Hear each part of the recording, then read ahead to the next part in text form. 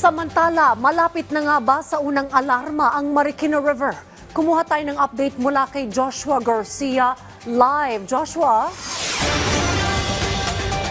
Yes, Dayan, kampante ang karamihan sa mga taga-Marikina sa kabila ng walang tigil na ulan na bunsod ng bagyong Karina na naranasan dito sa Metro Manila.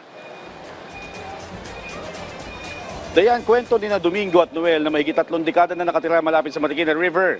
Pinakamalala sa naranasan nila ay noong Ondoy, kung saan nalubog lahat ng kanilang ari-arian. Kaya naman alerto daw sila tuwing ganitong tuloy-tuloy ang pagulan. Pero mas panatag na ang loob nila ngayon. Sa ngayon, okay na po ako dahil alam ko hindi naabot yung baha dito sa taas. Kasi lagi pong inaayos ito inuhukay tapos nilalagyan po ng mga harang. May ginagawa ang gobyerno para maanuhan yung yung pagbaha din kahit papaano. Nalununasan naman. Dayan, ayon sa Marikina Disaster Risk Reduction Management Office, nasa normal level pa rin ang Marikina River kung saan nasa 14.2 meters. Ang pinakamataas nila naitala kaninang alauna ng hapon. Ngayon pa man, nananatili silang alerto sa lagay ng panahon. Naka-standby din ang evacuation center at rescue teams. Nung tumaas sa 14 meters yung water level, nakabukas na kami ng mga evacuation centers namin as we speak today. Naka-standby na po, naka-preposition na po yan. Yung BFP natin, PNP, naka-preposition. Yung PNP personnel natin at BFP personnel, simula kaninang umaga, patuloy sila nag-iikot. Part din sila ng monitoring team namin. Saka ng information dissemination dun sa status ng Marikina River. Daya malaki rin na naitulong ng massive dredging na year-round project ng lokal na pamahalaan ng Marikina para maibsan ang pag-apaw ng ilog dito. Samantala sa Malabon, umabot hanggang bewang ang tubig baha. Kaya hirap dumaan ng mga motor, maging mga 4-wheel na sasakyan. Hanggang gutter deep naman ang baha sa ilang kalsada sa Caloocan, Pasay at Maynila. Dayan, kaugnay dito sa balitang ito ay ibinaba kanina lamang ang Memorandum Circular number 57 mula sa Office of the President kung saan sinuspindi na lahat ng klases mula kanina alas 2 ng hapon kasama mga government office sa NCR dahil sa epekto ng bagyong Karina. Maliban siyempre sa mga health services, disaster response at iba pa mga departamento na kinakailangan ng serbisyo tuwing may sakuna. At may dagdag lang din natin Dayan, bagamat kasama ang lungsod na ito sa may orange rainfall warning, nasa normal level pa rin sa ngayon ang Marikina River.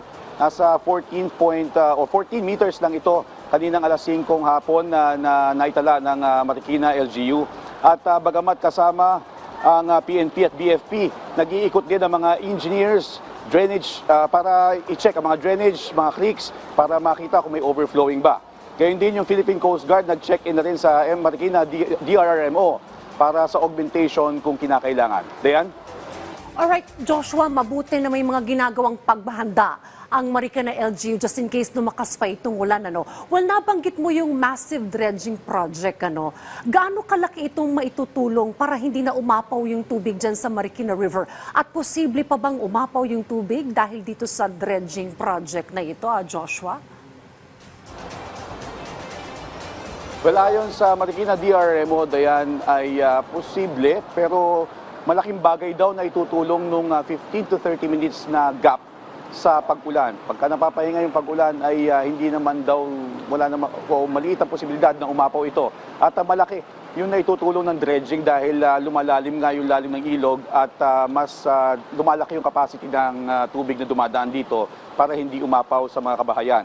At maidagdag lang din natin na wala pang nai-report na baha sa mga in-city at low-lying areas ayon sa Marikina DRRMO. Dayan?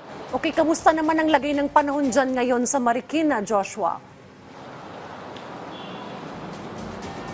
Sa ngayon, hindi naman ganun kalakasan ng ulan. Although kanina, hindi talaga tumitigil to hanggang sa ngayon. Pero tolerable naman, hindi katulad nung kahapon sa zona, na talaga nililipad yung mga gamit natin. Pero sa ngayon, tolerable naman at medyo okay naman ang panahon dito. Bagamat may pag-ulan. Dayan? Well, maraming salamat, Joshua Garcia.